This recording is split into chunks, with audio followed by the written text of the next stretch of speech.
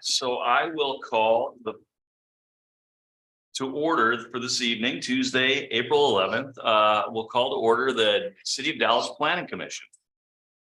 We'll have the roll call, please.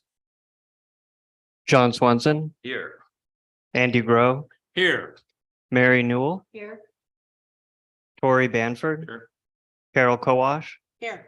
Rich Spofford, Here. John Schulte. Here. A quorum is present. Thank you very much. It's a pleasure to see so many folks here, and I'm glad to see that we have a full boat of commissioners. And I feel like I need to say this. Some of the folks heard me. This coming weekend is my birthday. And about 20 or 30 minutes ago, my wife called and says, "I'm almost home. Don't leave for your meeting until I get there. I need some help with something in my car." I'm like, oh gosh, I hope it's not a puppy or something. My birthday. It's my mom who flew here today from Pennsylvania. She's 77 years old. She's climbing out of the car. I'm like, I know her. Who's that? So I'm a little bit like flustered right now, and I'm very, very happy. I don't like surprise. I say I don't like surprises, but I'm very, very pleased. So if I stumble a little bit, it's because I'm excited because my mom is now on her way to a fine meal at a Mexican restaurant locally here. And I'll see her after the meeting. So now, commissioners, have we had a chance to look at the minutes? And if you have, I will entertain a motion to approve. So moved. Do we have a second? I'll second. Okay, we've got a motion and a second to approve the minutes as read. So we will enter that into the record as approved. We need to vote on that? Yes, probably. All right, well, let's have a vote on the minutes. All in favor of the minutes as written, say aye. Aye. Opposed, the same? Okay, the motion carries. Going through our agenda here, item number 4, public comment period. This is an opportunity for citizens to speak on items that are not on the agenda this evening. So if anyone here is visiting this evening that has something to represent to the Planning Commission we're not on our docket for this evening, this is your chance. Is there anyone here that would like to make a public comment? Is there anyone on? No callers. Are there no callers at all? No callers in the queue. Okay, thank you. Okay, then we'll pass on to that and we'll move forward to our first of 2 public hearings for this evening.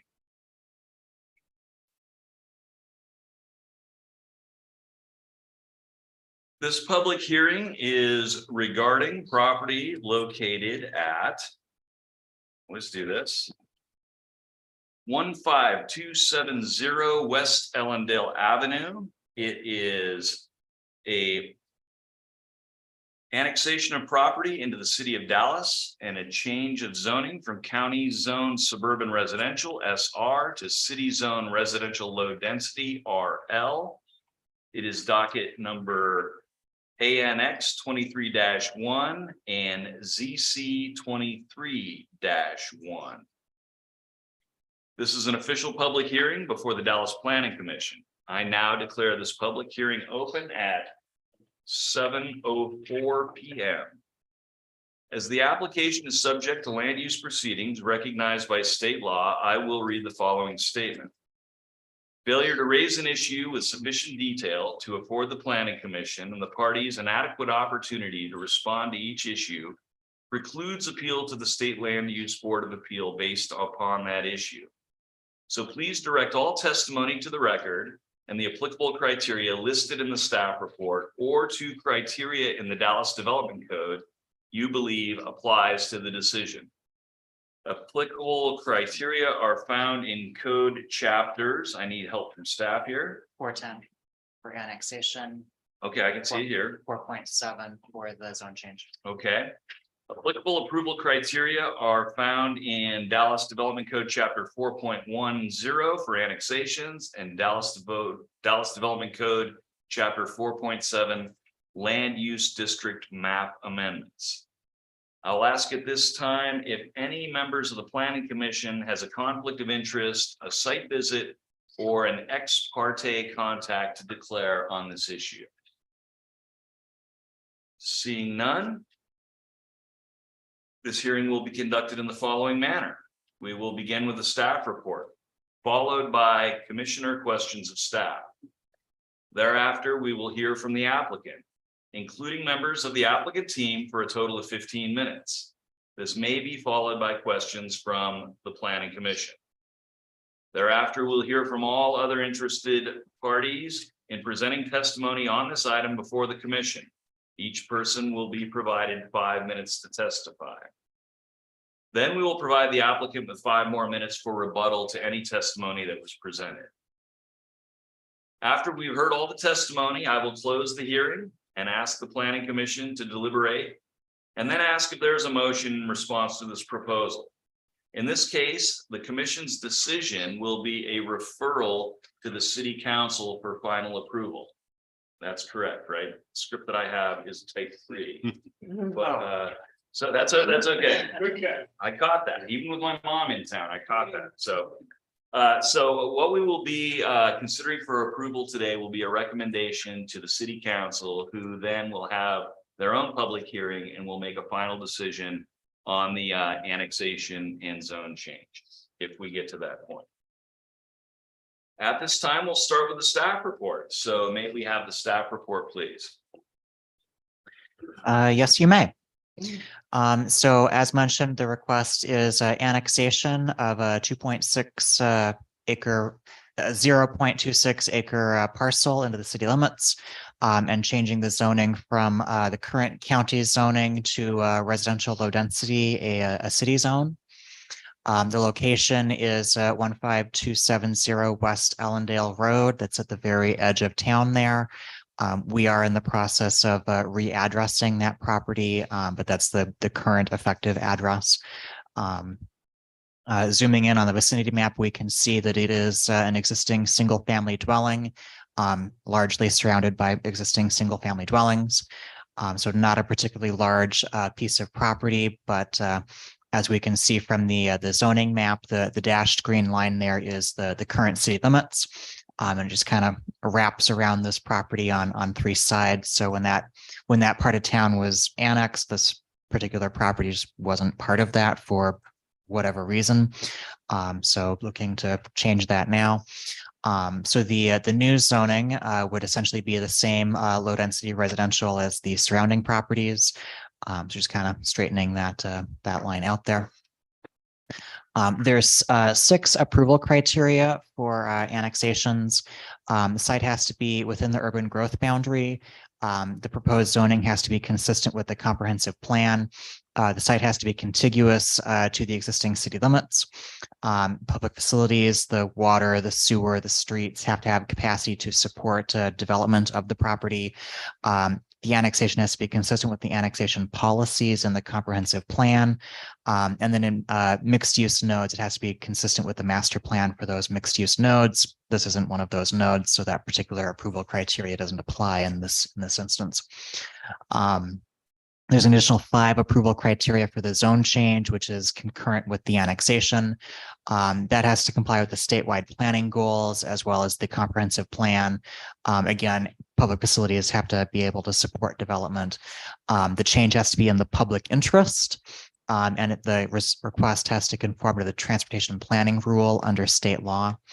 The staff report, the written staff report, goes into greater detail as to how those approval criteria are satisfied.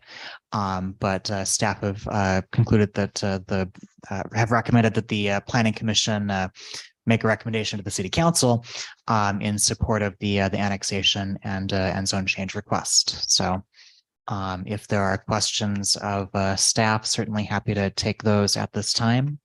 Otherwise. Commissioners. Sorry. Commissioners, do we have any questions on this proposal and on the staff report? Andy? Regarding transportation, I think I know the answer. In fact, I'm sure I know the answer. But this property abuts a major arterial street. I noticed all the other houses probably have driveways on that street. There's no way this house could have a driveway somewhere else unless it were to tie into the what looks like a little access way next to it. I'm assuming this doesn't violate the transportation planning rule for the state. If we could limit driveways onto the major arterial. So it's actually, that section of Ellendale is classified as a minor arterial. West Ellendale is a minor arterial. It's only East Ellendale that's a major arterial, because there's less It's still to the an west arterial. for stuff to go to. But yes, it is still an arterial. The driveway spacing standard for arterials of both classifications is 200 feet. So obviously the existing driveway doesn't meet that spacing standard. So to the extent that it's an existing kind of non-conforming situation, no major concerns as far as Okay. that aspect That's what I is thought the right considered. answer was, but because it had that access way next to it, it could have been combined. But with all the driveways there already, it doesn't make any sense to be this way. Right, and part of the challenge with that as well is that the adjacent driveway going to the house in the rear is actually owned by that house that's in the rear. It's a flag lot, so separate ownership. So, yeah. Okay, thank you. I've got a couple of questions that are just more clarification. I just want to go on the record with a couple of things. Okay. It seems to me, when I saw this, when this came to me, sort of a house cleaning issue. This single property was not included when the rest of the neighborhood was incorporated into the city limits. The property is already developed and there's an existing home there, correct? Yes, the property is already developed with an existing home. The proposal that the applicant is looking at doing is like a bedroom addition onto that home. So there would be a little bit of an intensification of the use, but still something that's allowed in the RL zone, still a residential kind of use. So, and yes, it's not a very large property. It is already developed. So from a transportation planning rule perspective, very little, if any, impact to the transportation facilities. So well within the capacity of the road system to accommodate The current use. the current and also any Including proposed the use. for an increased, more intensive use. Right. Now, you're gonna have to tell, because I don't know this isn't for clarification. Is this property already serviced by city infrastructure, or is tapping into our water sewer system part of this proposal? Yes, and that's actually part of what's driving the need for the proposal. The property is currently on city water, but is not on city sewer. It has a septic tank. And so the proposed residential addition would be building on top of the tank and thus needing to decommission said tank. And so the sewer has to go somewhere. And so connecting to the city sewer, which is already adjacent to the property, would be the way to address that. The barrier to entry for sewer has to be inside the city limits. So thus the annexation proposal in front of you. Certainly. And how much further down the road is the urban growth boundary? So going back to the zoning map here, the dashed red line is the urban growth boundary. So there is essentially nothing more to the west. There's the driveway from that existing flag lot, and then a city urban growth boundary. So there's not much more development happening to the west in the foreseeable future. Excellent. Well, do any other commissioners have any more questions of staff before we move along? Seeing none, we will now hear from the applicant. So applicant, we ask you to please come forward, sit at our table. Say your name and your address into the microphone for the record, and we'll give you 15 minutes for your presentation. If you need a little extra time, just go ahead and let me know, and we'll take care of that. Perfect. My name is Jason Durham. First of all, thank you all for being here, and thank you for hearing my proposal. My current address is 15270 West Ellendale, in the process of being changed to 1675 West Ellendale, simply because if any of you have ever lived in the country or had a 5-digit address, getting packages can be a challenge. Apple Maps has us already pegged as 1675 West Ellendale, believe it or not. Google still has it correct, but anytime you type in our address On Apple, it puts you in the field next door past the urban growth boundary. It's actually a barn shed out there, so how they got that one, beats me. But the current plan proposal is my grandpa is the reason why it's not already county. He owned it since 94, 7, something like that. He passed away about a year and a half ago. He was given the opportunity for annexation and declined it back when they did the additions around for the zoning. And so here we are wanting to kind of turn it into a forever home. And to do that, as Chase kindly put, that there's some obstacles we have to jump over, and that's our septic tank. We wanted to build over it, thus meaning we have to hook into city sewage. Already being in city water and having everything there, we already went through a pre-annexation meeting. The city works said it shouldn't be an issue, just got to jump through the necessary hoops, and here we are. The long-term goal right now, it is a 2-bedroom, 1 bath at 1,080 square feet. The proposed plans we have architects working on right now is going to bring the grand total up to a 5-bedroom, 3-bath with about 2,400 square feet. We've already checked with the building codes and everything else. We are well within our jurisdiction of setbacks and everything else with the lot usage and such. So we're in the process of straightening that up. But besides that, I've been born and raised in Dallas and don't plan on leaving anytime soon. And so want to get the property switched to Dallas city limits and move forward with building my wife's and family's forever home. Thank you very much. This is the time for our planning commissioners to have any questions for the applicant. Does anyone here, commissioners, have any questions? Carol?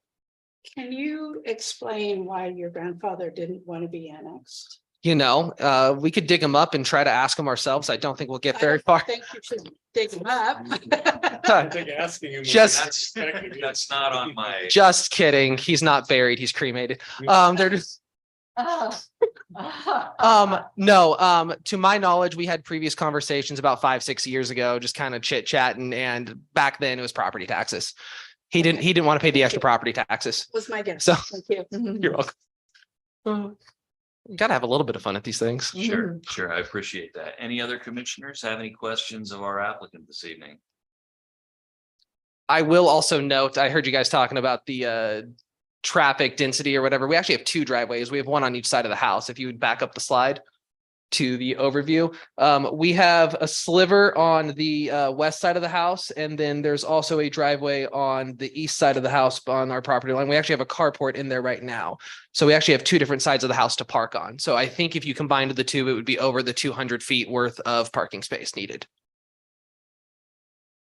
Excellent. And those driveways are pre-existing, non-conforming. And again, as I said with my comments earlier, this seems to be sort of a house cleaning issue to get this last house into the neighborhood and into the city limits. Yeah, So, turning it yellow instead of white. Yes. well, that's fantastic. So is there anything else that you'd like to add before you conclude your testimony? Is there anything else I need to add to conclude my testimony? I don't believe so. And it's not testimony, it's a presentation. Presentation. That comes next. Ooh, fun. I believe that is all. Okay, thank you very much. Thank you for your time.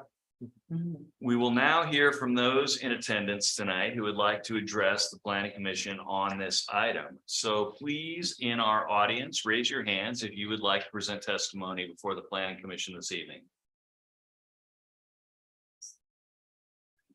On this here. On this particular issue. Seeing none. Do the planning commissioners have any other questions for the applicant? There's nothing for the applicant to rebut since no one spoke on the issue. So this is our last chance, planning commissioners, to ask any questions of the applicant. Are there any? Seeing none. Do we have any final comments on the issue at hand from staff or the city attorney? Okay, well, I now declare the public hearing closed at 7:20 p.m. And we may now deliberate on this topic by the planning commission. Thank you very much. Thank you. I like to go last, but I'll just say to start, as I said before, this seems sort of like a house cleaning issue. This property was, when we incorporated the neighborhood into the city limits. I'm sure that there was a plan for this property to be included, but the property owner at that time made the decision to not be included, and now we are working in the direction of remediating that situation. So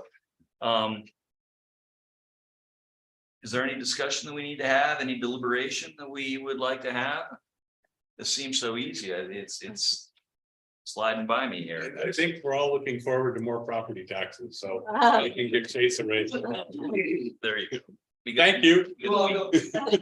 Because the city gets all those property taxes. Exactly. John, we had a No, I move to recommend city council approve the annexation of the subject property and approve the zone change to residential low density. second. Okay, we have a motion by Tori and a second by Carol.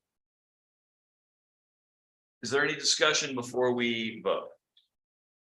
We'll now vote on the motion. The motion is to do a zone change and a annexation of the property, annexation number 23-01, zone change 23-01.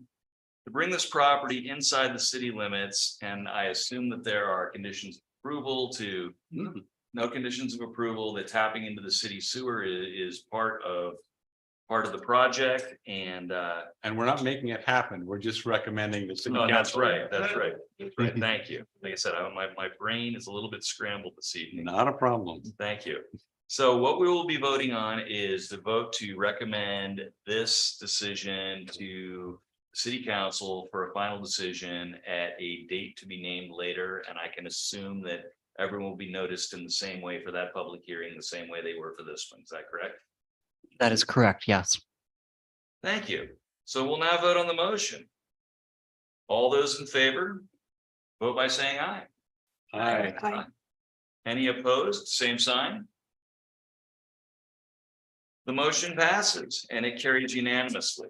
An order reflecting the commission's decision tonight will be mailed to the applicant and all participants of the record within 10 business days. And this will be forwarded to the city council for a future meeting where they will consider final recommendation of the annexation and zone change. We thank the applicant and we thank the planning commission, and we thank those in attendance, even though there wasn't a lot of reaction, but that's okay too. So we'll move on from there. So that concludes our first public hearing this evening.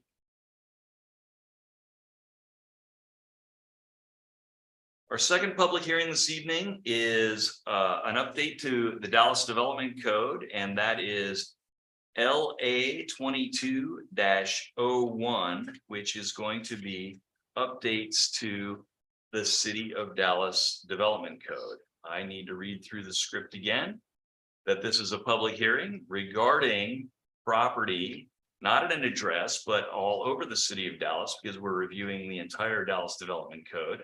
This is an official public hearing before the Dallas Planning Commission. And I now declare this public hearing open at 7:24 p.m. As the application is subject to land use proceeding recognized by state law, I must read the following statement. Failure to raise an issue with sufficient detail to afford the Planning Commission and the parties an adequate opportunity to respond to each issue precludes appeal to the State Land Use Board of Appeals based on that issue. Please direct all testimony to the record and the applicable criteria listed in the staff report and to criteria in the Dallas Development Code you believe applies to this decision. The applicable approval criteria are found in staff, please. That's a good question. Okay, yes, that sounds about right. Thank you, Wayne. I don't know if this is necessary, but I'll ask it anyway. Are there any members of the Planning Commission that have a conflict of interest in these proposed revisions to the Dallas Development Code or any ex parte contact on the issue to declare? Hearing none, we will conduct the hearing in the following manner. Same as before, we will begin with the staff report followed by questions from staff. Since the applicant is the city of Dallas, I'm not sure who will be presenting for the applicant, but that applicant will have an opportunity to address the planning commission for a total of 15 minutes. And this may be followed by questions from the planning commissioners. Thereafter, we will hear from all other interested parties in presenting testimony on this item before the commission. And each person will be provided 5 minutes to testify. Then we will provide the applicant, the city of Dallas, 5 minutes to rebut any of the testimony that was presented. After we have heard all the testimony, I will close the hearing and ask the planning commission to deliberate and then ask them if there is a motion in response to the proposal. And like the first one, this is a type 4 land use decision. So our decision this evening will be a recommendation to the city council for a future public hearing for final approval. In this case, the staff presentation will be the city's presentation. Yes, although to the extent that I don't have a PowerPoint presentation, but yes. Your staff. That's Yes. okay. I see other Yeah. city staff in the room, and I Indeed. thought maybe that there was a presentation pending, but that's fine. Again, for the folks that are here in attendance, again, this is some sort of a house cleaning issue. This is something that jurisdictions will do occasionally, usually in the first quarter of the year, to clean up some language, some discrepancies, to make any tweaks to the development code so that it is more user friendly and the decisions that we make are more sound moving forward in the case of any sort of objection or appeal. So I think it's time for a staff report. Okay. So as part of your agenda packets, you should have the proposed code text amendments. There's quite a few pages to it, so trying to go through it page by page would be kind of hard in a 15-minute presentation. But if there's specific issues that the Planning Commission has identified, certainly happy to discuss those in greater detail. In the proposed code, obviously new text is underlined in green. Text proposed to be removed is struck out in red. There's also staff commentary kind of off to the side. Yeah, like I said, don't really have a formal presentation kind of prepared on this. I do have a PDF that we can look at on the screen as needed. Yeah. I'm doing a poor job of this. I apologize. Give the planning commission a chance to deliberate after being heard the public testimony. Right. And certainly if there's, questions that the commission has for staff on this, certainly happy to address that as well, either before or after the public testimony, whatever is. And just to be clear, staff reports aren't usually limited by time. So Right. it's not Right. like you have to. John, the two I for the really same do time. have to apologize to you for not having a type 4 script. Okay. It did not occur to me that the only script that we have on the dais there is the type 3 until you mentioned that. It's like, oh, whoops. So I am really sorry about that. We will fix that for next time. It's not my first rodeo, Chase. This is true, And I've but been in position but- saying, "Gosh, as staff, I apologize to." No, it's perfectly fine. And again, having gone through this myself and looking at the staff comments, I'm seeing refining definitions of terms, removing duplicate language, clarifications, making one part of the development code to be applicable to other parts. So I see this as sort of a house cleaning measure. I think that staff has done nice work on this, but I certainly do want to invite folks that have testimony on the proposed changes to the Dallas Development Code to have an opportunity. So what we're going to do now is we will hear from those in attendance tonight that would like to address the Planning Commission on these development code changes. So please raise your hand if you would like to testify before the Planning Commission this evening. Okay, we'll start with Madame to my left, to the right, please step up, have a seat, state your name and your address, and you have 5 minutes. Hi there, my name is Sherry Jacobson, and I'm a resident here in Dallas at 456 Northwest Reed Lane. And I don't have the paperwork. There weren't any copies left when I got here, but I'm wanting to talk, ask questions or understand better what is meant by incarceration facilities allowed in all residential areas. Thank you. I just need to understand what that term means. Okay. So I believe when we get to the end of testimony, we'll give staff an opportunity to Okay. answer that question. I did see that piece of it. As a realtor here in town, I am extremely concerned with the definition of that term. I have made a good living helping people come to this town. They often ask me about the safety of communities, especially homes in areas that are middle to upper end areas of town. If I'm understanding correctly, we have recently in this town allowed every single lot to become a duplex lot or to have a home with an accessory dwelling on it. If that is in fact true, then a simple duplex that is a 3-bedroom, 2-bath on each side could also become a 6-bedroom incarceration facility, whatever the definition of that term is. I am concerned about land values. I'm concerned about safety, and I'm concerned about what this does to Dallas. I'm concerned that this has been brought before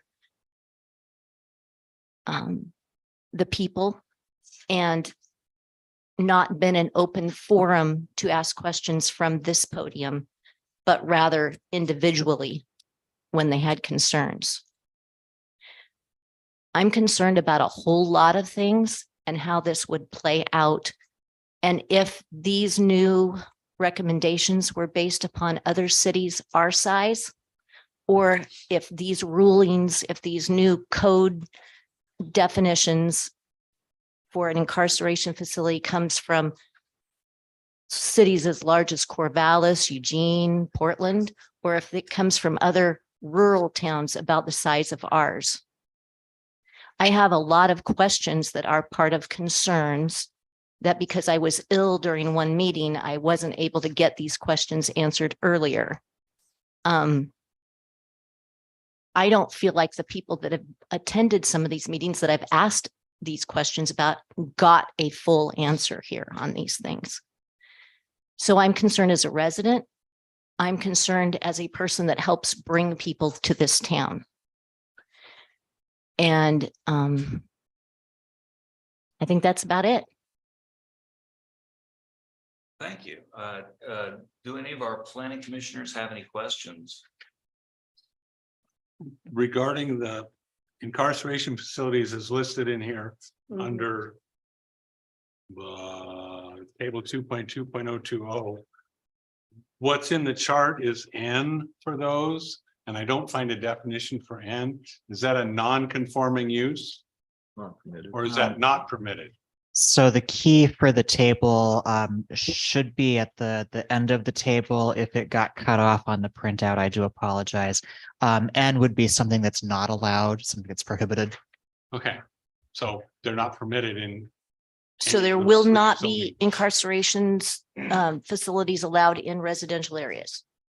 As defined in the development code, an incarceration facility is a category that includes law enforcement incarceration facilities that are not accessory to a police station or law enforcement office. Accessory uses include visitor areas, cafeterias, recreational and sport facilities, Examples include short and long-term city, county, state, or federal law enforcement facilities of any designated level of security. So that would be essentially like a jail or a prison is what would be categorized as a incarceration facility. Things. Right. Now, things like transitional housing, halfway houses, those would not fall under the category of an incarceration facility and so wouldn't be part of this category. But incarceration facilities as defined here would be prohibited in the residential zones. Currently, the table does not address that use at all. And so whether it's allowed or disallowed currently is unclear because the code does not address that. So this would add specific reference as to whether it's allowed or prohibited. And in this case, the proposal will be to prohibit it. Okay. Okay. So to clarify, you had a question about incarceration facilities and we were able to establish with staff that they are not permitted in residential zones. Did you also have concerns about the higher density permittals in residential zones? Because you folded that into your testimony as well. Yes, well, it's probably a mute subject at this point. However, yes, if duplexes are allowed in all residential areas, then right. Then if incarceration facilities were allowed in residential, which they're now saying they don't, then it becomes mute. They are Got it.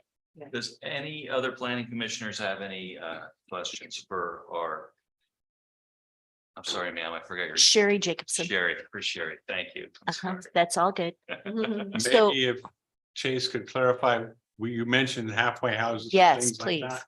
Where are those addressed in the development code and are we addressing those tonight? So there's no proposed changes with regards to that. My understanding is that that would kind of fall under the group housing kind of category. And so that is allowed in most residential zones, subject to certain standards. And group housing is a fairly broad category that includes things like, disabled housing, congregant housing, student housing. So it doesn't really go into a lot of level of detail on that kind of breakout of it as to what kind of group housing. It's just kind of an overarching kind of category. And to reinforce what Lane said, that there is, it's not new, but fairly recent state law that is permitting higher density levels in Yes. residential areas. So we now call it low density residential, not single family residential like we used to Yes, previously. So, thank you for clarification. yeah, I not at appreciate all. Thank you very much for your testimony. Is there anyone else who would like to step up and testify on the issues at hand? Gentleman in the back.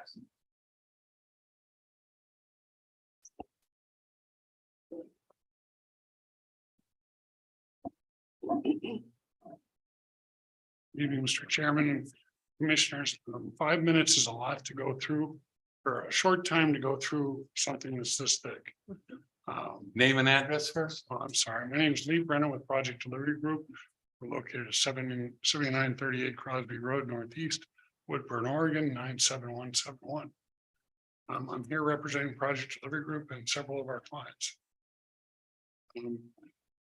Like I said, it's going to be very hard to get through in 5 minutes, this whole stack. So I did, and I'd like to pass out, put my comments and some examples together. So I don't know how much I'm covering. Were these submitted to staff previous to this? Okay, thank you. We can receive it. But they were not in your packet, to They were not clarify. in the packet. That's what I wanted to reinforce. So this is new information for us. And if you need, a little more than 5 minutes, I think that You can cut me off whenever you want, sir. that's fine. That's fine. After you've repeated yourself the third time, I will, I will not be, hopefully not. Your voice doesn't sound like it's gonna make it very long. We may not have to get you off. I would ask everybody, please, to the best of your ability, do speak up so make sure that we get all of your testimony. Oh, okay. So thank you. I'm sorry, I got somewhat of a cold and a little bit. It's that time of year. I got the same thing. I don't know the best way to go through it. I kind of shortened my comments. So I don't know if you want to go through these, I put the section heading Like the first one is 2.2.030 D. It's regarding building structure height. We as the builders would like to see that height increased to 35 feet in an RL zone. Now, I understand there is also a conditional use where you can increase that up 5 feet. I would like to see that increased. Currently, it's at 28 feet. We'd like to see it 35 feet. And what that's to accommodate is houses with steep roofs. The house I live in actually has that. We're at 35 feet. I don't live here in Dallas. I live in McMinnville, but some of the builders have stated they like to see that go to 35 feet. So if we can increase it from 28 to at this time, it's not one of the proposed changes, but I don't know of venue where we can submit requested changes to you. I did submit some requested changes to the city manager. You notice they didn't get incorporated into here. So that's why I'm bringing them to you tonight. So that would be basically, at the very least, we'd like to see the CUP allowance increase from +5 feet to +7 feet to accommodate a 35-foot grade. Garage carport opening facing a street. This is under 2.2.030 G.4. The request or the proposal is to increase the setback from 20 to 25 feet. Obviously, that infringes on the lot, makes, for the standard house that basically our clients have been building, this would increase the depth of the lot 5 feet. We don't see the need for it. The reasoning for it was for larger vehicles to stick over the sidewalk. That to me is a code enforcement issue that should be enforced by the code. I mean, I have a 20-foot driveway. I have a crew cab truck and it fits fine on that driveway. So I'm not sure why we need to go to 25 feet. So we request it to stay at 20 feet. Abutting attached townhouse driveway width. Currently it's 16 feet. Not sure why it's got to be 16 feet when you got two townhouses put together. That's barely 8 feet for each car to get through. A standard driveway is 22 feet. So we'd like to see that increase from 16 to 22 feet. That's a very minimum. There's also a proposal, there's language struck out in 2.207 C 5B, where there was a 3-foot walkway for a townhouse. That's now referred to section 3.1.030. I couldn't find any reference to a townhouse in that section, in the revised section. Basically, what I read from that section is maybe they want now a 6-foot wide walkway. That seems kind of ridiculous from a driveway to a townhouse front door would have to be 6 feet wide.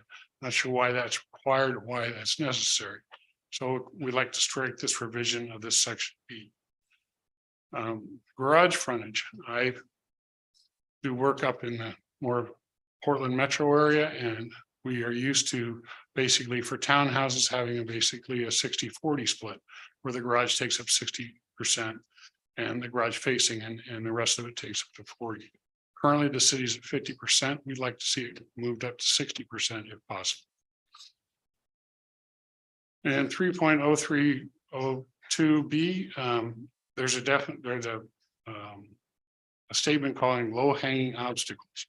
While low hanging obstacles are different things to different people. To me, they'd have to be pretty tall. For a 5-year-old, they'd have to be pretty short. So I think you need to define what that is, the low hanging obstacles. Then there's this talk about the direct path.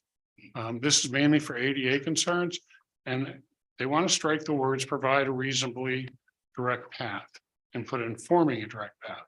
Well, I'm an engineer and direct path to me is a straight line. You can't do that in most developments, most apartment like multifamily developments. You've got to work around things. You got to get them to different places. We have to create a path for the ADA access and make sure that it meets all the requirements. So I'd like that language struck and keep in provide a reasonably direct path, even reasonably. Walkways, again, this is increasing it from 4 feet to 6 feet. I'm not sure why. Why does it need to be wider than city sidewalks? I'm not sure why that would be required. On the state minimum is 3 feet. So I'm not sure why we're going from 4 to 6 feet. So we would request to remain at 4 feet. This again is stated in section 3.1.030B as well. Bicycle parking. I'm trying to get what is the definition of dwelling or unit? A studio, 1 bedroom unit is a half a dwelling unit.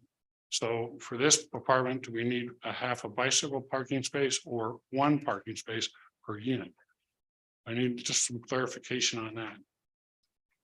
There's a section in there called what is multifamily or multifamily without auto parking, which lists bicycle requirements for that. I didn't even know that was allowed use because in section in table 3.3.030A, there's a requirement that all multifamily has parking spaces for each unit.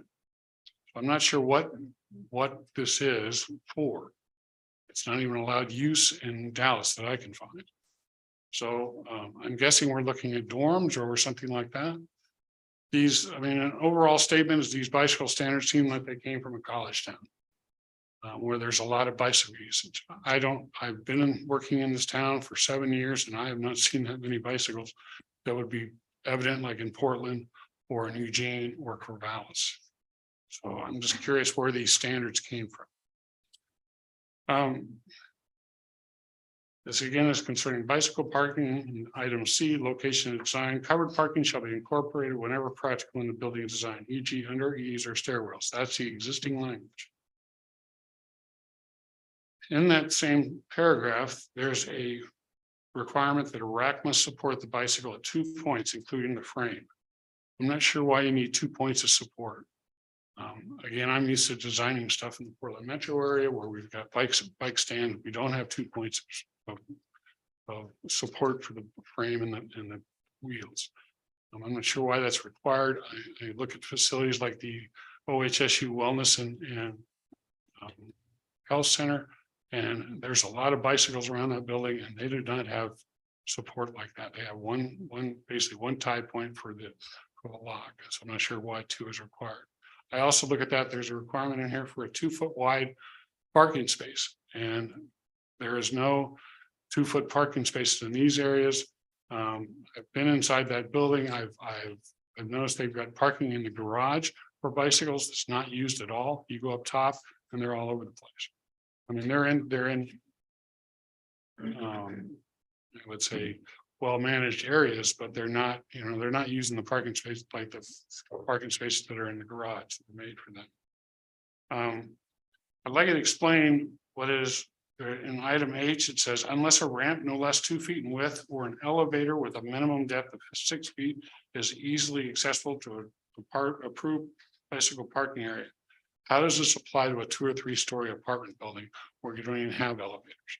You were requiring an elevator for bicycles. Is that what where this is going? Basically, we're requesting this whole section be removed. I already mentioned the 2-foot wide thing. I've got several examples in here of bicycle racks that I just pulled off the internet today. None of them are 2 feet wide. I mean, they have there's one in here that's 48 inches wide that accommodates 8 bikes. That's 6 inches per bike. I just don't see why we need 2 feet of width for a bicycle parking space. We're going into a lot of detail here for brand new information that our group, including our staff, has never seen. So if you could just maybe hit on the high points, and I think that what you're offering is good input. So I'm just going to ask you if maybe you could move it along, because we're not going to be able to go through this point by point and give other folks a chance to speak. And I will remind you that whatever decision is made by the planning commission tonight, there will be a referral to the city council. And I think that it might be in your interest to submit testimony like this in advance so that it can be made part of the packet, so that it be considered by staff for their staff report and the city for their application. So if we could just move through this, because I don't want to read all these pages word for word, if you don't mind, sir, with respect. No, sir. I hear you. The problem is we got this a week ago when it comes out, like you guys get it. We're also very busy. I don't have time to be able to prepare something, go through it, prepare it, and get it back to you guys before. Now, technically, you need this a week ahead of time. We weren't even notified of this a week ahead of time. So we can't, it's just a matter of time to be able to respond to this. I mean, that's a very thick pack. So, And I that's hear what you're saying, and I believe that that's why this is a sort of a two-part process. right. Review So, by this commission and then a referral to our elected officials, at city council. right. So just to speed up, basically the covered bicycle enclosures, we'd like to see that whole area, that whole section removed, that section H. Typical street, I mentioned this before when I've been before you before. I'd like to see, there's one street in here that's an alternative that has no street parking for a local street. I don't even know how that would function. Because the vehicle access is off the alley, there's no parking in the alley, and there's no parking in the front of the street, so where are visitors supposed to park? We're also proposing that you include the street that we had for the Barberry Node, for the RH zones, and we like to see that street in the RH zones to make it more affordable. General requirements, there was some clarification on language in there, and then there's some bad definition we like to find. That's it. Well, thank you very much, and I do apologize for rushing you along, and your No, testimony is taken, it's respected, and it's now part of the record. And we're gonna move on to other folks that have testimony, but I just wanted to mention that to the planning commissioners that, based on the amount of material that was submitted to us tonight as testimony, we will have an option to leave the public hearing open and continue this to a future planning commission meeting if we feel that is necessary.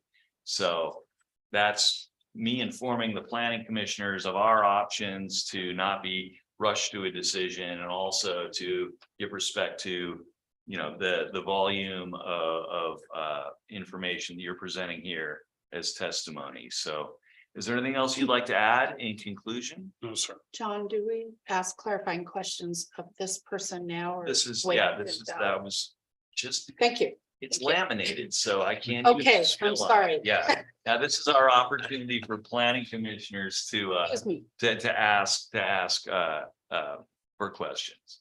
So any questions for Carol? I had just a quick clarification.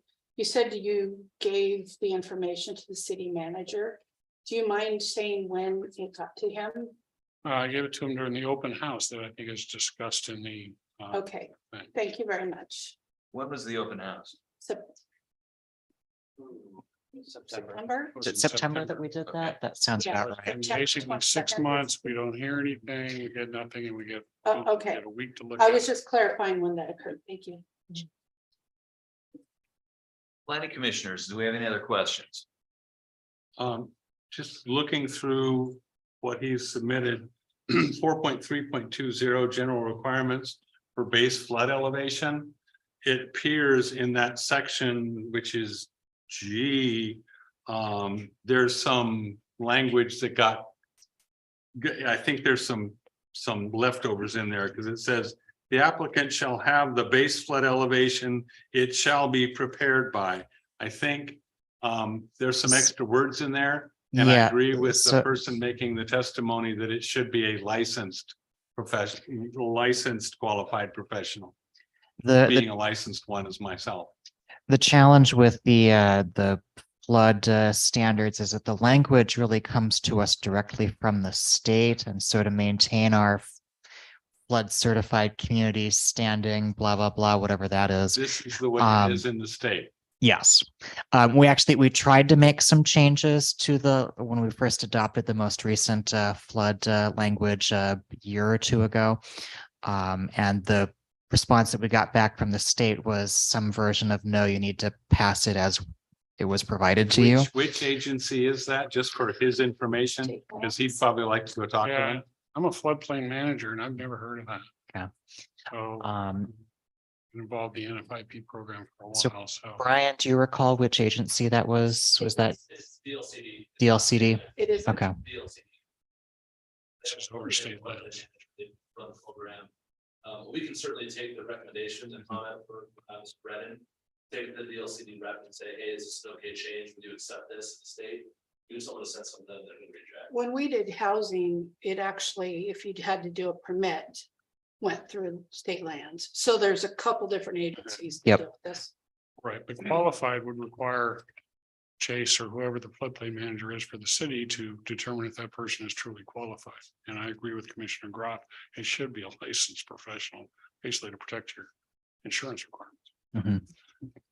And I don't disagree, but whether we can get the state to approve that is a different question. So not to criticize the We can hope. thing. We can certainly ask. Well, I thank you. We thank you for your submittal. All of this information will be entered into the record for this evening's meeting. And regardless of what decision we come to this evening to recommend, to not recommend, or to continue the hearing, you will have opportunity in the future to present additional testimony. Right. So we thank you for this time this evening. Thank you for your time. You bet. Is there anyone else? I saw another hand that went up that would like to testify. Sir, thank you. Your name and your address, please. For the Yes. record. President Swanson, Commissioners, hello, thank you. My name is Ken Perkins. My address is 4925 Livermore Road. It's Dallas, Oregon, but I live out in Perrydale, but I also have properties here. And I also eat, work and shop here and whatnot. I'm also a local builder and developer and like to think that I'm a good one. And I appreciate your guys' service. In fact, last year I came in with a mixed use dealing with Chase. Chase does a very good job for you guys at the city. And, you know, cut to the chase shortly for some of you. I won't go over my 5 minutes, okay? But I wanted to say thank you for your support in that. It did not go through with council. So I now have an industrial property that I feel that we have quite a bit of industrial property. So I've got a couple of notes that I'm curious about some things going on for transparency and whatnot. So a couple of things, just odds and ends that I'm hearing as other people have spoken. I know Sherry, and so some of the things I won't have to say or ask or whatever because she stated those, so I'll keep that out. The other gentleman as well that came up and spoke, but the copy that he gave you guys, is that now public record where we can we get a copy of that before we leave if we want, or course, somehow? yes. Okay, that'd be great. And then John, no disrespect to you, sir. You had said that, you know, this is mostly just house cleaning. And I really don't think that that is the case. And I hope that you guys have all read through this very thoroughly. And the reason why I'd say this is there are certain parts in this that you can look at and you go, okay, that word was wrong. Okay, we're deleting animals, you know, and stuff like that. But once you get into some more of this code and stuff, it gets to property ownership and what's been out there and how long has somebody been working on something and whatnot. And so I don't think it's just house cleaning on these codes. And I used to work at a government agency and I know code change and stuff. So I'll throw that out there.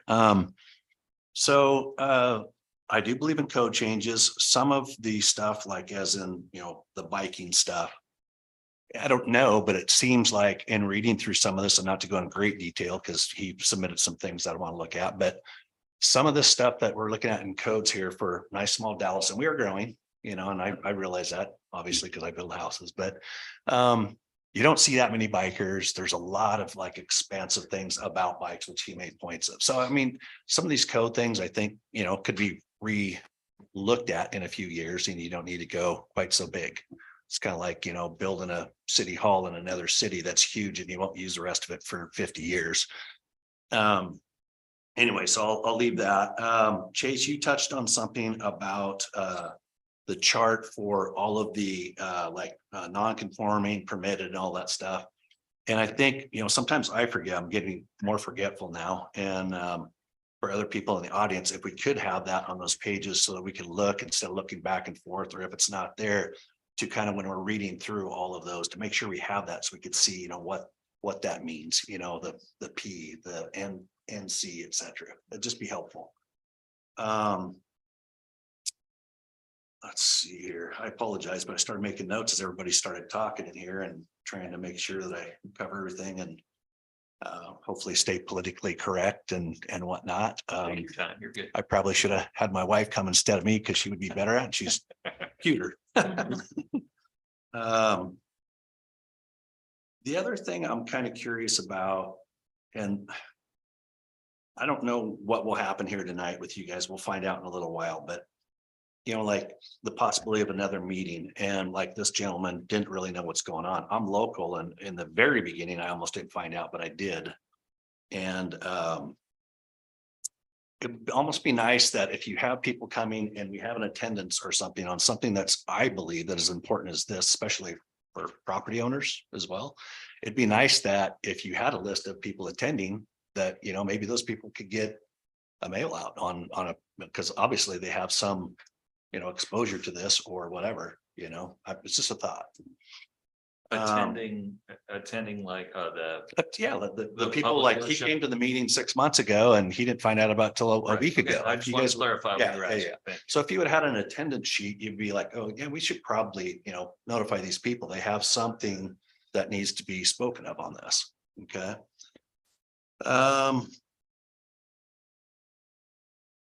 So the other thing is in seeing these code changes and going through them, you know, at a different place in a different time.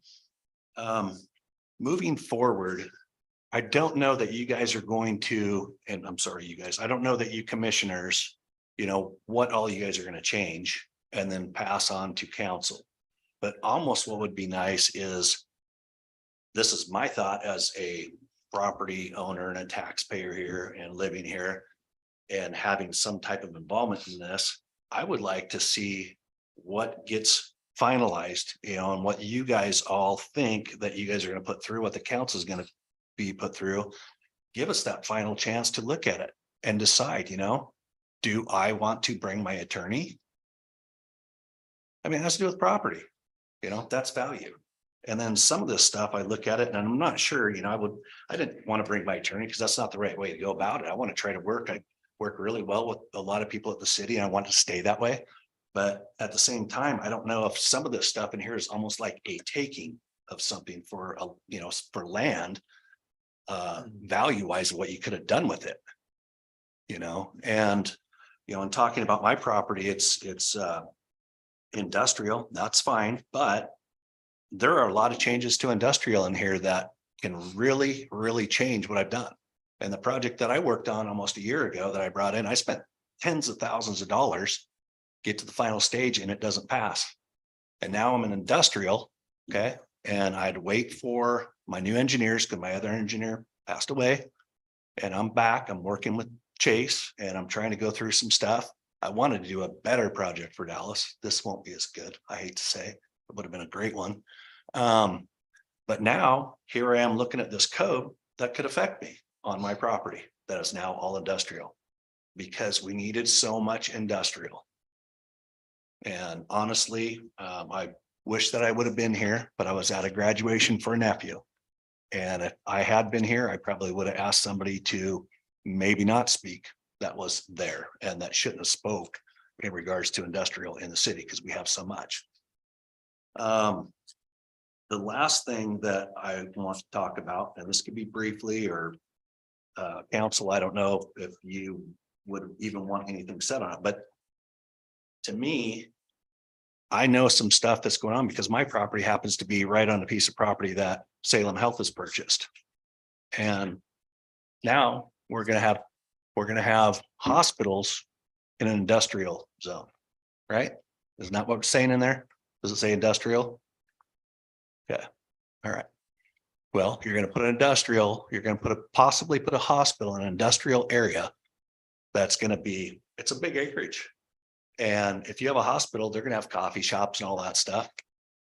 Right? More than likely, that'd be my guess, you know, like a little campus. Okay. They don't want me to give up my industrial to do commercial. I was going to do a mixed use. Most cities would love that. Mixed use. And they wanted me to be industrial. Okay, so here I am. How did it come to be that a hospital got recoded or is possibly being recoded to industrial? And who brought that up? I'd like to know. I'd like to know where it started. Did it start from closed doors, secret meetings? Did it start from Salem Health? I mean, I'm not sure, Mr. Shetterly, do you know anything? You're on the board, right? It's your opportunity to testify. Okay, that's all. Okay, okay. All right, I just thought I'd ask, because I think you're on the board, right, for Salem Health? Yeah. Okay. All right, well, anyway, so those are my things. So yeah, there's some big concerns here. And I've gone through a lot, and I'm spending a lot of money again. And I might have to hurry up and put in an application just to make sure that I don't have to follow this new code, even though I mean, pretty quick here, it's gonna be getting into the six figures, really close. And I know that money isn't the object here about this. It is to me, because this code it'll affect my property. Depending on what I get done with my time frame and whatnot. So I hope that you guys all listen to what I have to say individually. And I hope that you thoroughly read through this code. And your job is a hard one. I get it. I know. I've known a lot of people in your spots, but I hope that you guys read through it and make some really, really good decisions. So that's it. Thank you. Appreciate it. Well, hang on. Oh, yeah. Planning commissioners, do we have any questions for Mr. Perkins? Again, you presented us with a lot of information Yeah. very quickly. Yeah, sorry. You know, I appreciate that.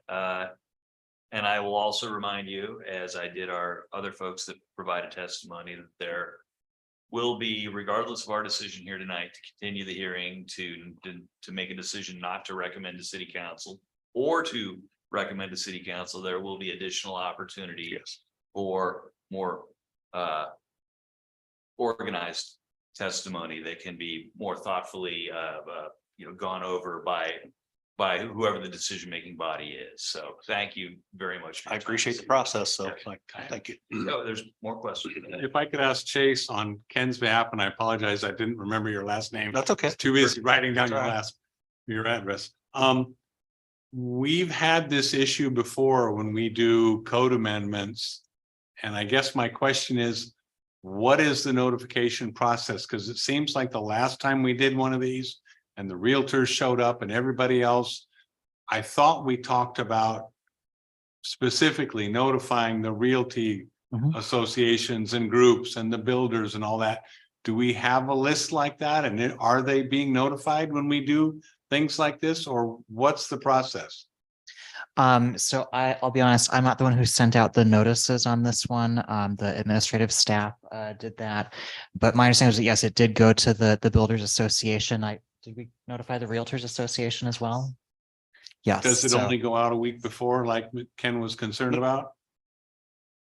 Or does this go out earlier? I'm sorry. I don't want it to be misconstrued. I did get it sent out and I was very thankful of that. And I thank Okay. him. What I was saying is that gentleman didn't, because he might not be one of the people on the list. And so if they were in attendance and then you look at that attendance, then he could have got it. I mean, I've got it because I'm down here bugging people all the time or whatever, or paying permits or something, and so they're like, hey, don't forget to meet him. I'm like, oh, thanks, and so fortunately, that's lucky for me, but some other people I could understand where he's coming from. And I just want it to be equal for everybody. So I know PDG has worked. We've seen PDG before a number of times. Are the engineering consultants who deal with development on that list? And could we add them if not? So I don't have the full list in front of me. We can absolutely add all of those people. That's not an issue. And there's also probably other things we can do for a subscription list on our website for any development code changes. So. Okay, so we can at least try to address it continually. That's great.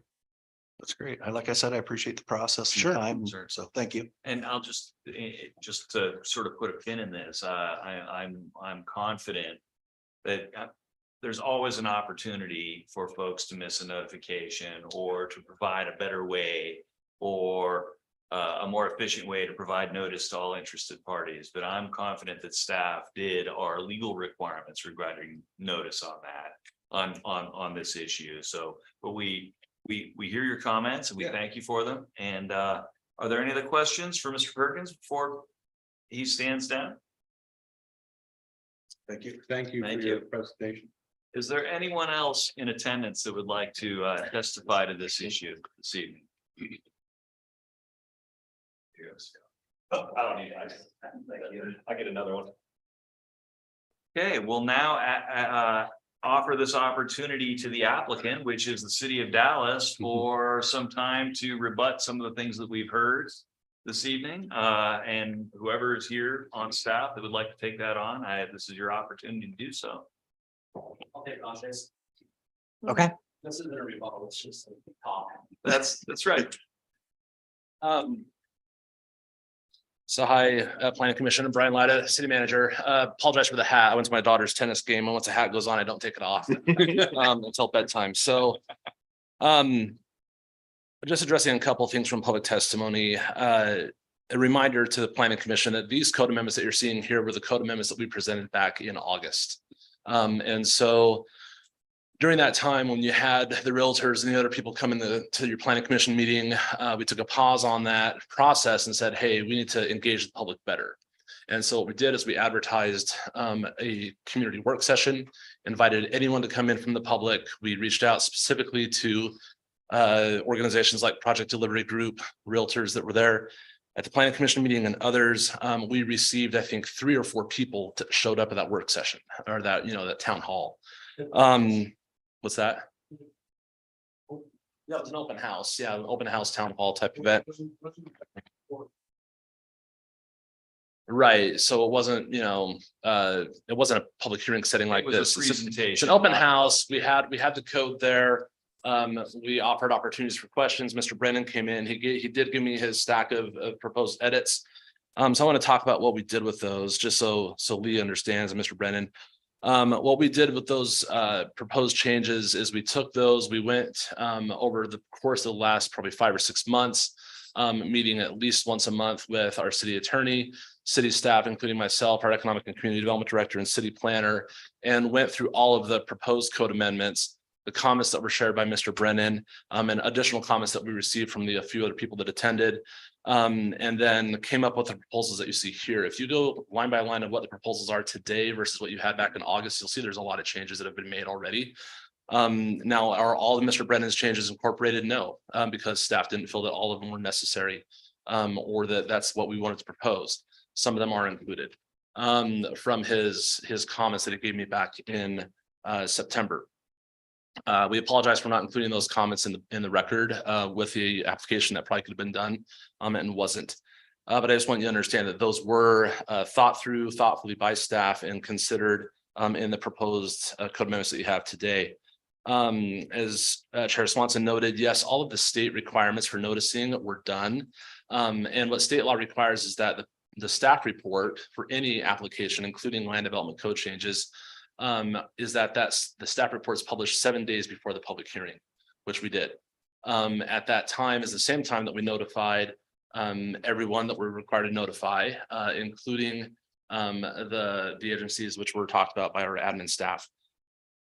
Let me talk about Mr. Perkins' comment on the hospital, where that started. Mr. Perkins, that started with me. In working in other cities and being a land use planner before I became a city manager, it was common in those other communities to have hospitals be allowed in industrial zones. And so as just looking at our code provisions and those land use tables of what's allowed in the zones and what's not, I noticed that hospitals, medical centers were not permitted use in that zone, and recommended that we make that change. So that's where it came from. It came from me. It wasn't a secret behind the doors meeting. Mr. Shetterly sitting on Salem Health didn't recommend it.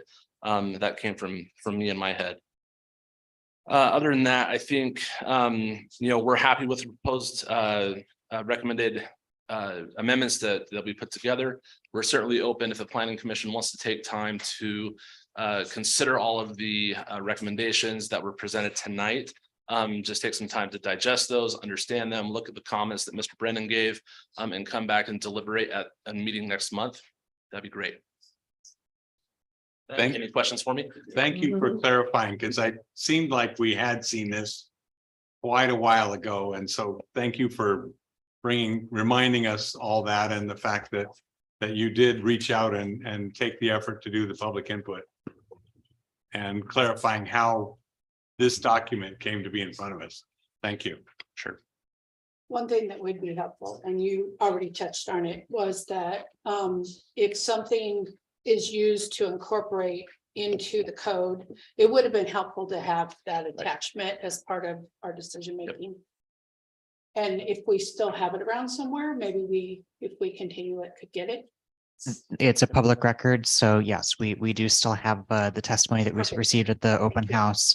And It's, we'll include that in a report that goes to you before your deliberations, if you want to postpone those until your next meeting. Or at least, we can include them in the report that would go to council if you want to make a decision Perfect. tonight. I'll caution you, it's gonna be like 4 times as many pages as what we sent you today, so It was it's a lot. a substantial And addition. we appreciate Mr. Brennan's, just study of our code and making it better. So Absolutely. Thank you very much. So are there any final comments from Chase staff? The line is a little blurred here because staff is also the applicant. So are there any other final comments from staff or city attorney? No, just in terms of the process, I think you have the option either to continue the hearing for further testimony and deliberation next meeting, or you close the hearing and just do deliberation next meeting, or you can decide tonight. if you feel like you have, So we have options here, commissioners. We can make a decision to leave the public record open. We could invite everyone back at next month's meeting. I would encourage the applicant to perhaps prepare a presentation that goes through sort of the fundamental, hits the high points of this. Might be a good idea if we make that decision. We have the option to close the public hearing and not deliberate and make a decision, and then continue, look over the information that was presented to us this evening. And then next meeting, come back without additional public testimony being permitted, but then having time to have had read all of the submitted testimony to then deliberate and make a decision at that time. Or we could make a decision right now to close the hearing and render a decision as to whether or not we want to forward this to the city council for their public hearing and their part of this land use decision. So I guess sort of a straw poll for lack of a better term. I mean, for discussion, what you want to do. what are we thinking we would like to do? And just go ahead and speak up. Somehow or other, it would be beneficial to me, because I'm not a code person, to have some input from staff on all that was submitted here. It would be very beneficial. However, procedurally that gets stuff. Right, and that would be You, leaving the hearing open. or you could close it and then staff would respond to the material presented Okay. tonight, Okay, and get you the other written materials that Mr. Brennan presented with the open house. You have those for deliberation. so I guess we need to think amongst ourselves as to whether or not additional testimony, if we continue the hearing without closing it, there would be an opportunity for more testimony to be presented. Do we think that that would be beneficial, or do we think that we've heard from everybody that would care to speak on this? And I won't offer my opinion until we get to the end. I may have missed it, but there were a couple of points in here that I wanted to either ask questions of staff or point out changes or whatever. And I don't know if I missed that opportunity or if we're still coming to that in deliberations, or I don't want to miss that before we make a decision. Okay, that's So what that would mean we have to close the hearing, right? If you want. For deliberations. Yeah. And we could also close the hearing and have deliberations. We could defer a decision to the next meeting and deliberate after we've had time to digest some of this new information that we've received this evening. Okay, so this is just my opinion, and everybody can totally disagree or have their own opinions. But it seems like we have a couple people that want maybe some time to think about what's happening. I think it's fine to keep the record open if we're going to continue it anyway. And that's what I would propose, is that we keep the record open, let the comments come in, go through all of these, and do something at the next meeting with the full packet. Okay, so Carol is not offering a motion to make a No. decision. She No. is offering the opinion that it may be in the city and the planning commission's best interest to leave the public hearing open and continue it to the next meeting. So just as a straw poll, and we are allowed to do this. Can I say something first? Sure, go ahead. In response to Carol's, I would say something to the other side of that. I heard in Brian's presentation, we had this whole thing back in August. They responded to the concerns and the questions. They very carefully deliberated over what the concerns were presented, and this was the document that they presented that they're comfortable with. I could see us doing this over and over and over again, and I don't want to minimize the effort that Brian and all the other staff have done to bring this to us now. I'm concerned that if we, and I'm all for public input and everything else, but if that, it sounds like in some people's heads, that's already happened with this. And once this goes to council, it's not going to be the end of the world. But I just wanted to make sure that all of Brian's effort and the city's efforts, that we don't just keep doing this over and over and over again. That's all I had to say. Are you saying specifically don't get any more public testimony? Is that your point? Well, my concern is it sounds like the opportunity for the public to have input into this was given. Yes. And my understanding is that input was very carefully considered. It was not all included. It was not all done the way they wanted. I'm not sure if this is more of a public document or a document that the city uses to enforce its rules. People who have to live with it may not be the ones who get to make the rules. And that's the way the world is. But I want to recognize that if this is what the people who know code things are, this is what they're comfortable with. I want to make sure we recognize that moving forward. So what would your recommendation be without making a motion? What would your recommendation be to proceed from this point, Andy? That's a really tough question, because I really feel for the people who have, you know, the engineering firm that put all those comments together. It would, I would feel better having staff have one more chance to at least look at these very carefully considered things. And because it sounds like most of the commissioners, myself included, aren't real comfortable with what's on here now. So I could see having staff do one more time of responding to these written questions, maybe leaving the record open for one more week to allow any other people to submit written information, and then deliberating on this with additional input from staff at the next meeting. Yeah, in a legislative hearing, the proceeding, you really have flexibility. And again, this is only for the purpose of making a recommendation to the council anyway. That's right. We're not making a finding. If you want to say, public testimony with written testimony would be received for another 7 days, you could do that, and then staff would have that to respond to, prepare staff incorporates the comments and responses, yeah. And then the next, we would close the hearing. Yeah. And then next month we would come back. Closed. Yeah, it would close in 7 days. All the information be compiled, and then at the next meeting, the applicant, the city of Dallas, could present to us based on the testimony that we received tonight and in the next 7 days. And then we would, without taking more public testimony at the time of the next meeting, we would deliberate upon the information that we received and then make a decision at that time. Yeah. So I just want to clarify the poll, the straw poll you're thinking about is one to leave it open, accept written testimony, and then pursue this next month.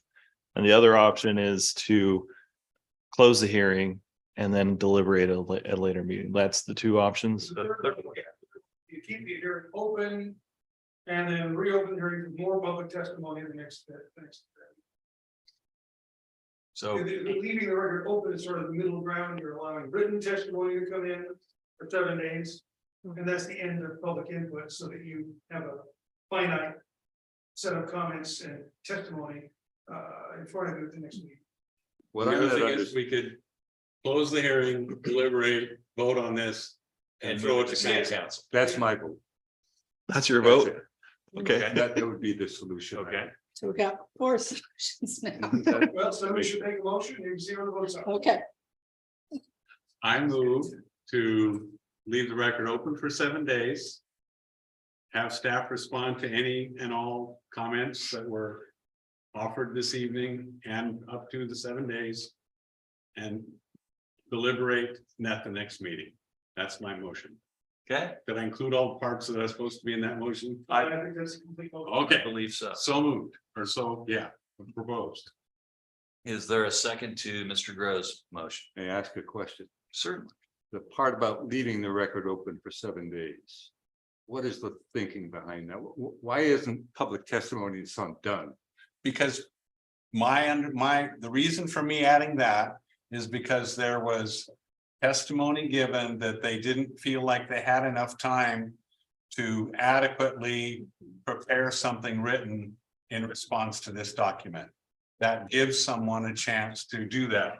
Like, granted, the engineer put this together, but part of what he said was he didn't feel like he had a lot of time to do that. And that's why to leave the record open for an additional 7 days. And also anyone else who's in the audience or knows about this or hears about it from someone who is here can put, they can examine this document and then they can put written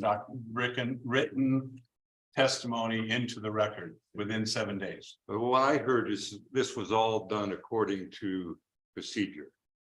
Why don't we see if there's a second? Then we can. Yes. make the motion. Excellent, excellent idea.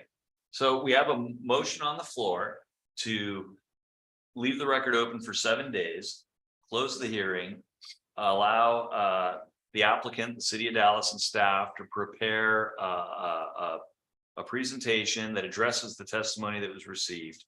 And then at the next meeting, the hearing will be closed, no additional testimony will be taken, but then this body will deliberate and make a decision at the next meeting. That's the motion. You have the opportunities. You have the opportunity to do that. And that way, if there's anyone that's not in the room this evening that would have liked to have had a chance to submit testimony, we'll have an additional week. So that's the motion that's on the floor, and we're looking for a second. Or there might not be a second. What's that? There might not be a second. And that there might not be. a Sherry's second. good at that. So before I second that, because I agree with you. I guess my only concerns is when I read through all this. I agreed with a lot. I don't know why, to me, 25-foot setback from the garage is pretty big. In my previous life, I've done a lot of this stuff, so I had a lot of the same questions. I guess I just want to make sure that when we go to deliberate, that staff addresses all of these and the reasons why. So we can understand, I mean, the walkway widths, I mean, that's all. I'm not a developer, but I've worked with a lot of them. That's bottom line stuff to their livelihood, and I totally understand that. So I just want to make sure that staff has chance to address all these, so when we do deliberate, we can say yay or nay basically to each one of these. I guess you're gonna have to convince me that that's what we should do. I guess that's all. So May I ask a qualifying question, or is this appropriate? Well, we don't have a second. Right. Is there a second? Vote? You can second it, and then if we vote it down, you don't have to worry about it. I'll second. Okay, so the motion has been made. And he can ask a question. Now you can. Yeah, so the motion has been made and seconded. The motion is that we will leave the public record open for 7 days for additional submittal of testimony. Staff and / the applicant will prepare a presentation for the next meeting by which they will address the testimony that was received tonight, previously, and for the next 7 days. And then the planning commission will deliberate and make a decision at our next meeting. That is the mo- Yeah, we can try to make a decision. We may want to continue it ourselves. Yeah, see, I'm even trying to get to the end. So we have a motion and we have a second. So I think that we need to take a vote on that. Is there any additional discussion before we take a vote? Yeah. Go ahead. My question is, when does it end? So if we have 7 more days for input, okay, are we not back in the same situation again of here's some more new input that we want again to have more time to have considered because it was fresh and new? And it seems to me procedurally, nothing has been done wrong here. Right. So I could give my opinion on this. Having done a lot of housing development over 22 and a half years. Anytime we have a situation where someone maybe wasn't noticed, they consider adequately, whether or not that's the case. It's always a good idea to err on the side of giving more time for someone to address what they think isn't fair. And then we, as a body, have the opportunity to make a decision about what the best way to handle the situation is. We're only given a recommendation to city council, but we want to give the very best recommendation we can. And we certainly want to hear from everybody. That's good business. And I think that's in the interest of the city to do that. And John, to your point, does it ever end?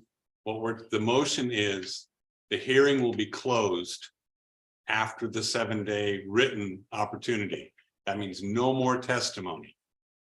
That part's done. Nobody else can come back and do this again. Anybody can come to the meeting. They don't get to say anything. The only thing that's going to happen is we're going to look at what the city staff prepares to whatever we've got here, to clarify what we've already got, and to respond to anything that comes in. Then all we're going to do is talk about it and try to make a decision. So, but the input part will be done after 7 days, and that's written only. Okay. Just to make sure you're clear on that fact. And I believe I got that right. Yeah, and then we'll get another opportunity for a totally new hearing for the city council. Yes. Yeah. Yes. But our goal is to get something that Yeah. the city council doesn't turn up into a free-for-all. Yeah. Okay, so where we stand right now is we have a motion and a second to continue the hearing for 7 days of testimony, close it. Testimony. Written testimony, right, because we won't be here for the next 7 days. Is that business days? No, come. Calendar days. So 1 week from today.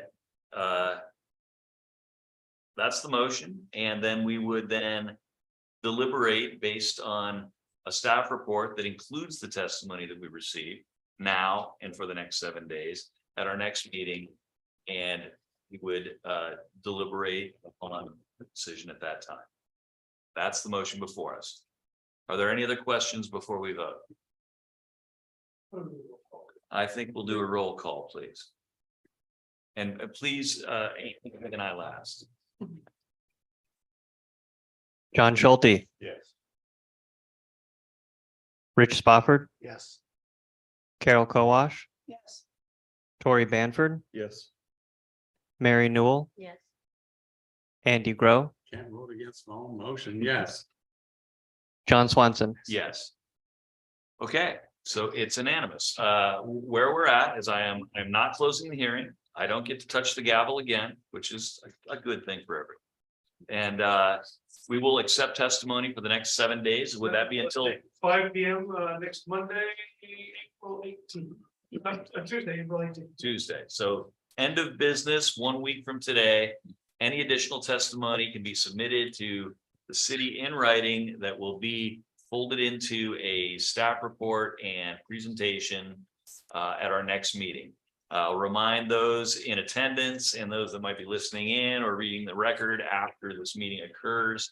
There will be no opportunity for additional public testimony at our meeting next month when we deliberate and consider a decision.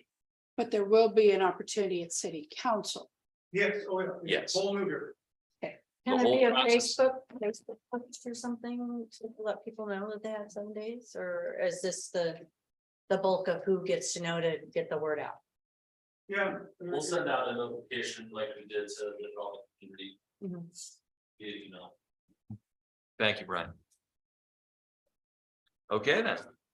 So that concludes, well, in 7 days, that will conclude this public hearing, but I appreciate the strong testimony that we received from folks that attended this evening. And I appreciate the thoughtful consideration that the planning commissioners made.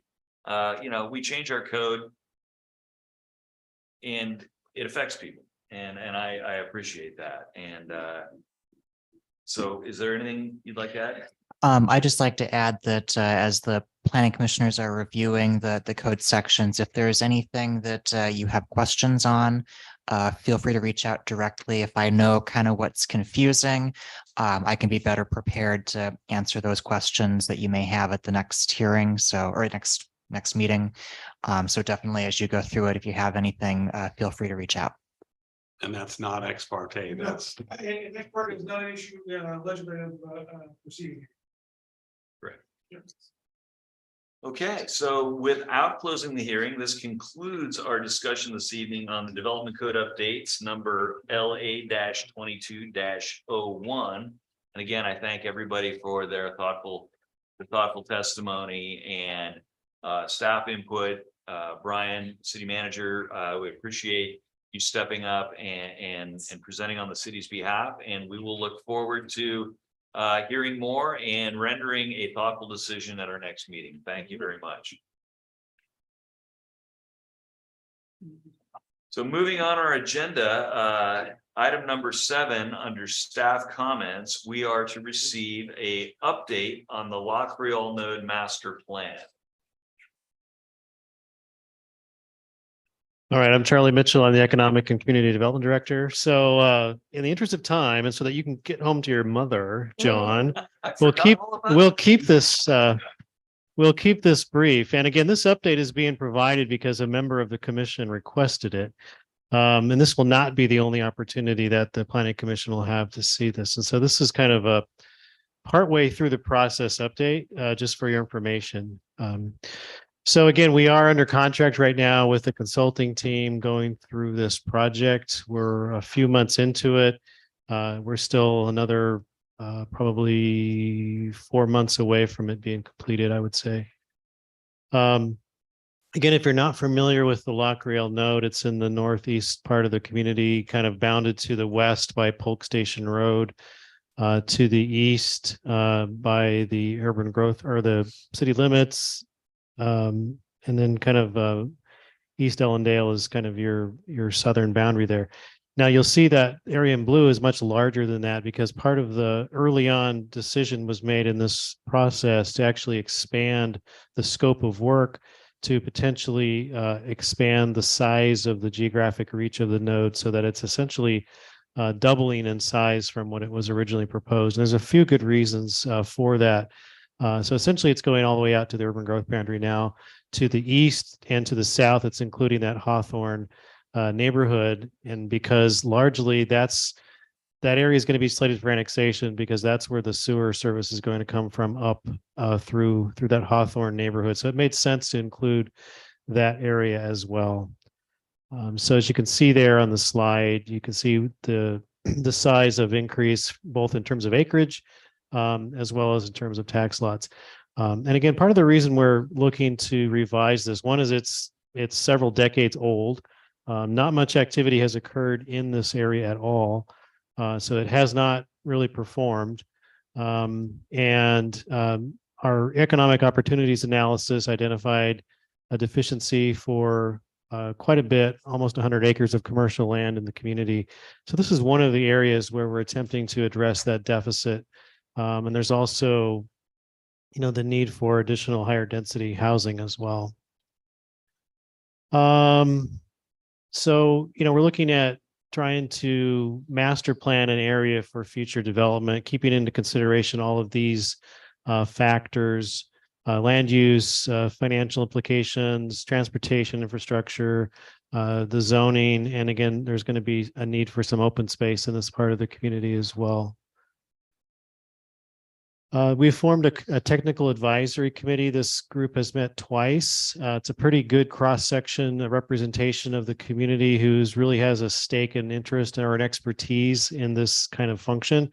You can see kind of a bulleted list of the types of folks that we have on that group. There's it's a 12-member TAC, pretty engaged group. And again, we're probably going to be meeting about every 5 weeks or so. I think that we got 2 or 3 more meetings are scheduled. Right now, we're in the stage of looking at some rough concepts, and I apologize you won't be able to see these super well, but the colors essentially denote zoning or proposed zoning in these areas. So we got a number of concept plans that we're just sort of sorting through.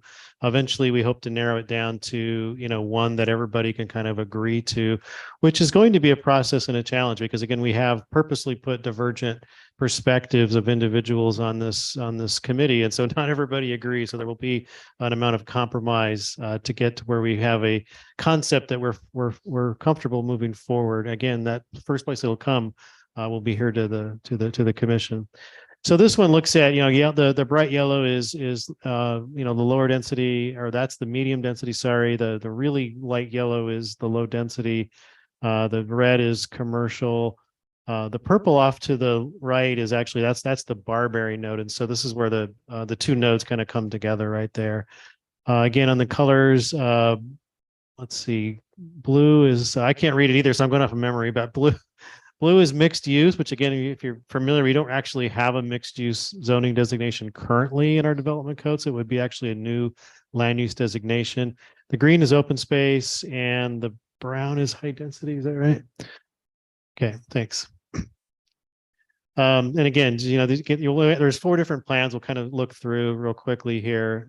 Each one's just slightly different from the other, but it kind of changes the characteristic of this area. So the big difference between these 2 is it adds more high density residential, more commercial, less mixed use is kind of one way to look at that.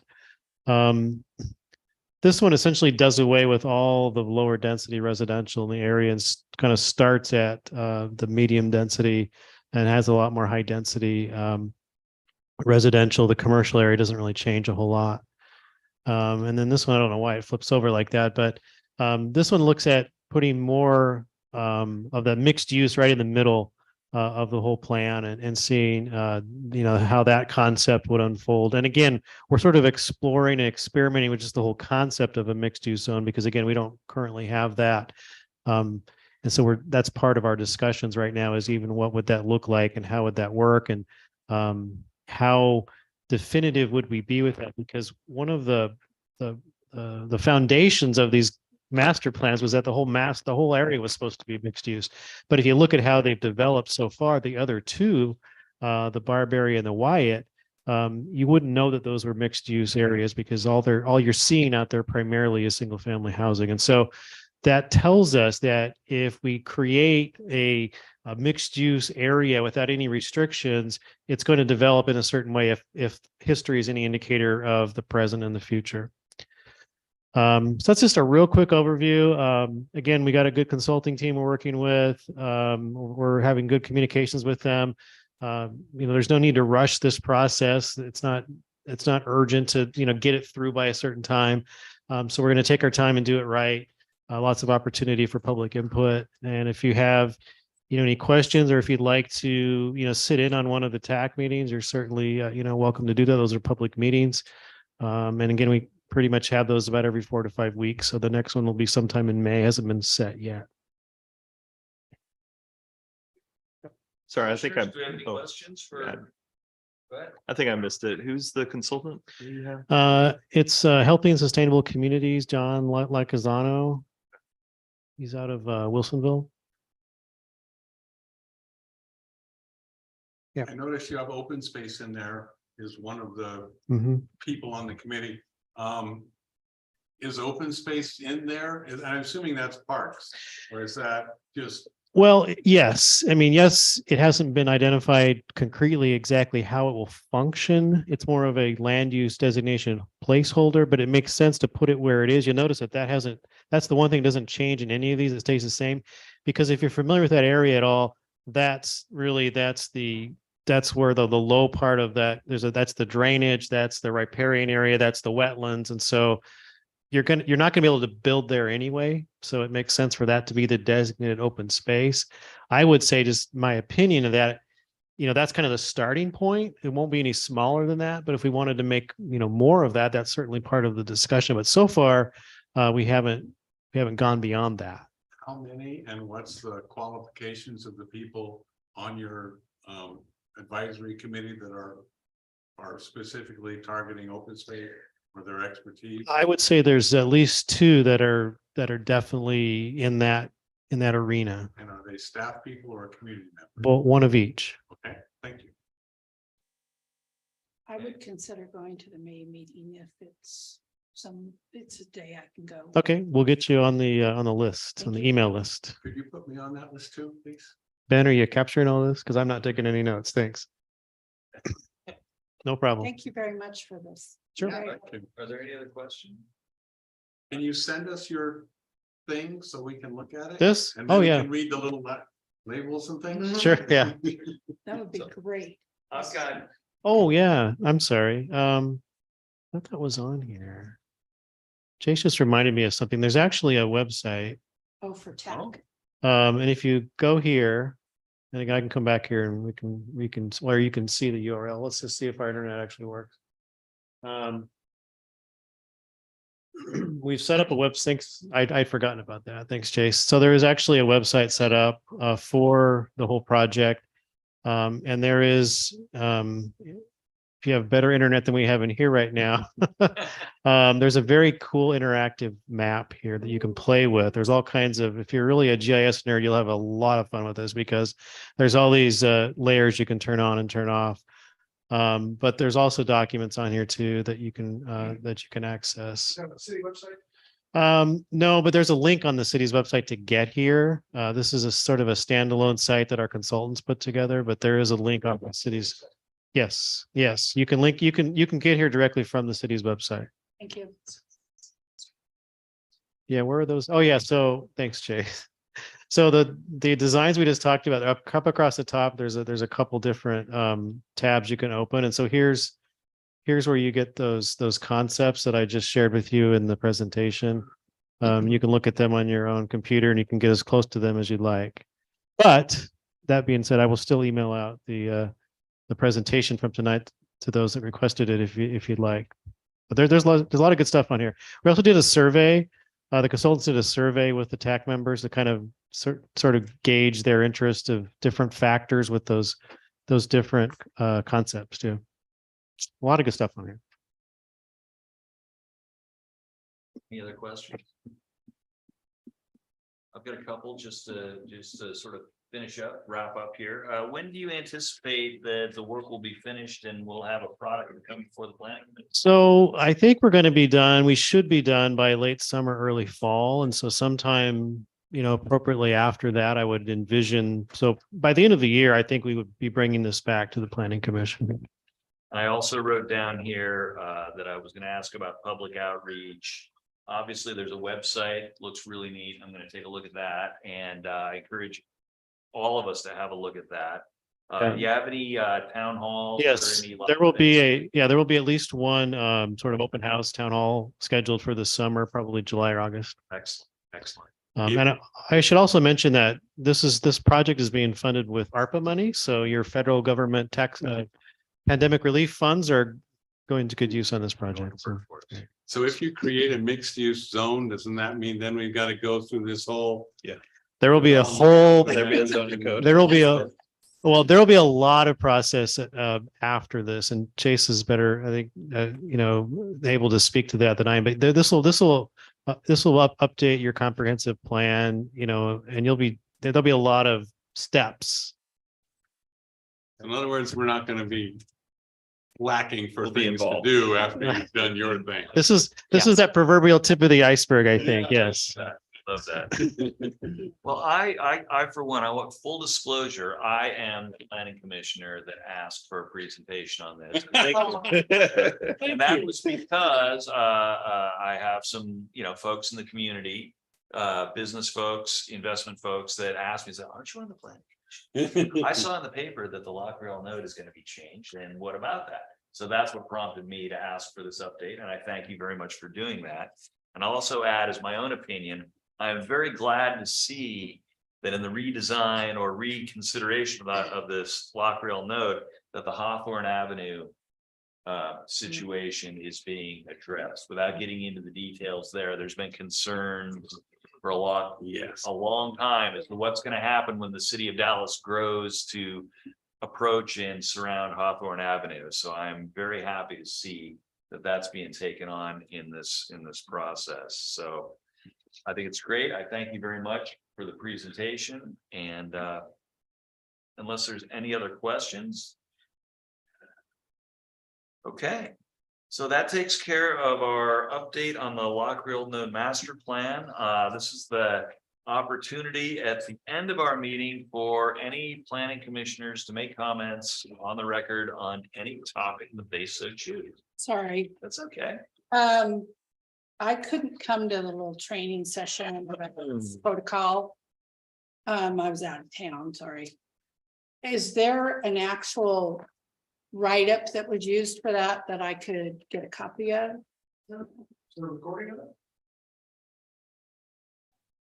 I presented, but I don't know, you have to check the DLCD. So Andy and I just went through this. DLCD did tell me they have a recording and they should have distributed that last week, but I'll follow up. I haven't seen it yet. Yeah, me either. And do I get my $20 back? I'll ask her about that too. Thank you. Yeah, Thank you. I tried to attend virtually, spent the $20, Oh, no. and then they either didn't send the link out to me specifically, or I don't know what happened. Andy, you were on Yeah. the list. Yeah, I know. And I was trying for about an hour and a half to get there. Oh, honey. And yeah, anyway. Okay, thank you. I got well versed in Teams and then Yeah. changed jobs, and now I had to learn Zoom. Oh, I got Teams, I got Zoom, I got, Doxy, all of Yeah. that. Well, I could reenact the presentation, but I'd much prefer you watching. I'd rather John goes home and sees his mother. That's okay. Thank Are you. there any other comments the Dallas Planning Commission has for us this evening? Seeing none, I will accept a motion to adjourn the meeting this evening. Please. Motion, So moved. Second. second, You may use your gavel. Yeah. at 8:52, I adjourn the meeting of the Dallas Planning Commission. Thank you very much. Since nobody objected and we didn't vote, it doesn't matter. I wasn't gonna say that as bad. Oh, that's secret. Yeah, yeah, you can adjourn. Yeah.